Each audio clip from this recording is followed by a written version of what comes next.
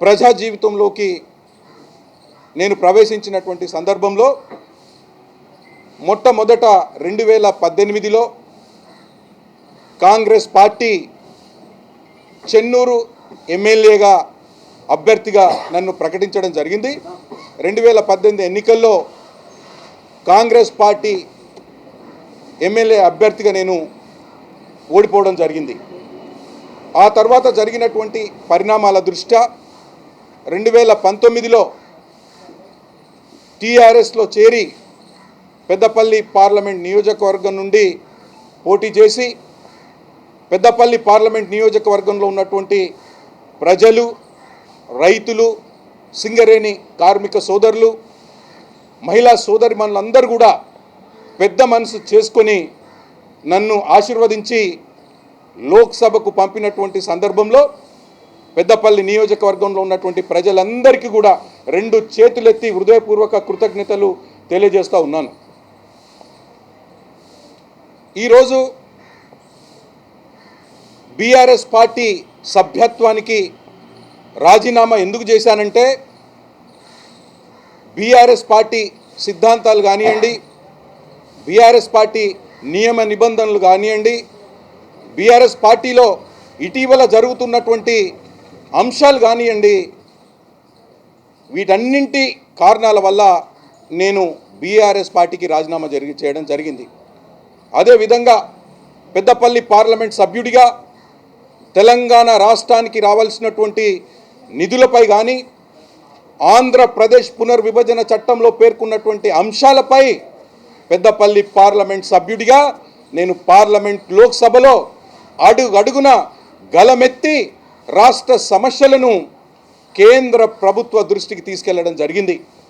ఈ 5 సంవత్సరాలు తెలంగాణ రాష్ట్రానికి రావాల్సినటువంటి అనేక అంశాలపై ధాన్యాల సేకరణ కానీ, కృష్ణా జలాల పంపిణీకి కానివ్వండి, అదేవిధంగా రైల్వే కోచ్ ఫ్యాక్టరీ కానివ్వండి, రైల్వే పెండింగ్ ప్రాజెక్టులు కానివ్వండి, నిధులు కానివ్వండి, మిషన్ భగీరథ, మిషన్ కాకతీయకు సంబంధించినటువంటి నిధుల పెండింగ్ కానివ్వండి, వీటన్నింటి మీద ఒక బాధ్యతాయుతమైనటువంటి ఎంపీగా తెలంగాణ రాష్ట్రానికి రావాల్సినటువంటి అనేక అంశాలపై లోక్సభలో గలమెత్తి గాంధీ విగ్రహం దగ్గర ధర్నాలు కూడా చేయడం జరిగింది. స్పీకర్ పోడియంని చుట్టుముట్టడం జరిగింది. కానీ దురదృష్టవశత్తు ఈరోజు బీఆర్ఎస్ పార్టీ ఏదైతే 5 సంవత్సరాలు బీజేపీ ప్రభుత్వంతో యుద్ధం చేసినామో ఈరోజు మళ్ళీ బీఆర్ఎస్ పార్టీ అంతర్గతంగా బీజేపీతో ఒక ఒప్పందానికి రావడం అనేటటువంటిది నిజంగా నన్ను చాలా బాధించింది. ఏదైతే మనం బీజేపీ కేంద్ర ప్రభుత్వంతో రాష్ట్రానికి రావాల్సినటువంటి పెండింగ్ ప్రాజెక్టులపై, ఆంధ్రప్రదేశ్ పునర్విభజన చట్టంలో పేర్కొన్నటువంటి అంశాలపై మనం యుద్ధం చేసినామో అదే పార్టీతో మళ్ళీ చేతులు కలిపి అంతర్గతంగా పార్లమెంట్ ఎలక్షన్స్లో ప్రత్యక్షంగా పరోక్షంగా బీజేపీ యొక్క సహాయ సహకారాలు తీసుకొని ఈ ఎన్నికల్లో పోటీ చేయాలనేటటువంటి చర్చ ఏదైతే జరిగిందో ఆ చర్చ కూడా నన్ను బాధించి ఈరోజు నా రాజీనామాకు దారితీసిందని చెప్పి నేను మీడియా మిత్రులకు తెలియజేస్తూ ఉన్నాను. అదేవిధంగా కాంగ్రెస్ పార్టీలో చేరడానికి కారణం ఈరోజు 2018లో నాకు రాజకీయ జన్మనిచ్చింది కాంగ్రెస్ పార్టీ. అదేవిధంగా గౌరవ రాహుల్ గాంధీ గారు ఈరోజు ఈ దేశంలో విభిన్న సంస్కృతులు, విభిన్న మతాలు, విభిన్న కులాలు ఉన్నటువంటి ఈ భారతదేశం భిన్నత్వంలో ఏకత్వంతో కూడుకున్నటువంటి భారతదేశం.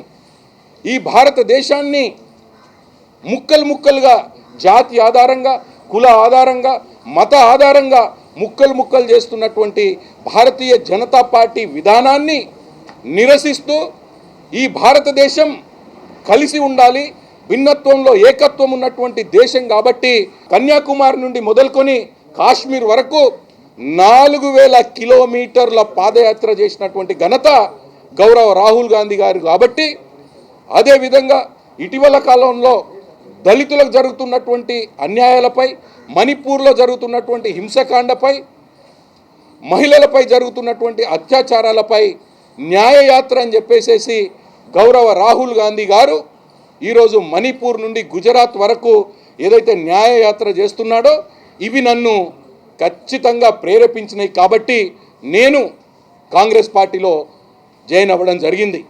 కాబట్టి ఈరోజు తెలంగాణ రాష్ట్రంలో ఉన్నటువంటి ప్రజలకు, అదేవిధంగా పెద్దపల్లి పార్లమెంట్ నియోజకవర్గంలో ఉన్నటువంటి ప్రజలకు నేను ఒక్కటే విజ్ఞప్తి చేస్తూ ఉన్నాను. నేను ఒక గ్రూప్ 1 అధికారిగా, డాక్టర్ బిఆర్ అంబేద్కర్ ఐడియాలజీతో ఉన్నటువంటి వ్యక్తిగా, అంబేద్కర్ ఆలోచన విధానాన్ని అమలు పరచాలని చెప్పేసి నా గ్రూప్ 1 రాజకీయాన్ని, గ్రూప్ 1 18 సంవత్సరాల సర్వీసుని వదులుకొని ఒక దళిత ఎంపీగా నేను రాజకీయాల్లోకి రావడం జరిగింది. కాబట్టి నేను ఏదైతే ఏ లక్ష్యం కోసమైతే నా సర్వీస్కు రాజీనామా చేశానో ఆ లక్ష్యం గౌరవ రాహుల్ గాంధీ గారి నాయకత్వంలో నేను ఆ లక్ష్యాన్ని చేరుకుంటాననేటటువంటి ఆత్మవిశ్వాసం నాకు వచ్చింది. కాబట్టి ఈరోజు కేంద్రంలో ఉన్నటువంటి హైకమాండ్ యొక్క బ్లెస్సింగ్స్ తోటి, అదేవిధంగా మరీ ముఖ్యంగా ఈరోజు తెలంగాణ రాష్ట్రంలో గౌరవ ముఖ్యమంత్రి గారు రేవంత్ రెడ్డి గారు కానివ్వండి, ఉప ముఖ్యమంత్రి గారు బట్టి విక్రమార్క గారు కానివ్వండి, ఇతర మంత్రివర్యులందరూ కూడా చేస్తున్నటువంటి పరిపాలన దృష్టిలో పెట్టుకొని నేను కాంగ్రెస్ పార్టీలోకి జాయిన్ అవ్వడం జరిగింది.